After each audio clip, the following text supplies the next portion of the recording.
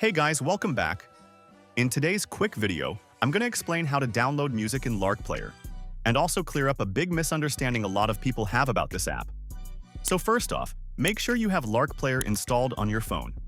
Once it's installed, go ahead and open it. Tap Get Started and allow all the permissions it asks for. Now, as you can see here, I already have a few songs showing up in my library. But here's the important part. Lark Player does not let you download music from the internet. It's not connected to any online music service. It can only play songs that are already saved on your device.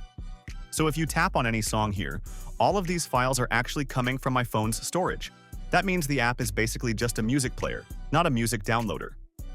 If you want to add songs to Lark Player, you'll need to download your music using another website or app. Once the files are saved on your device, Lark Player will automatically detect them and show them in your library. And that's pretty much it.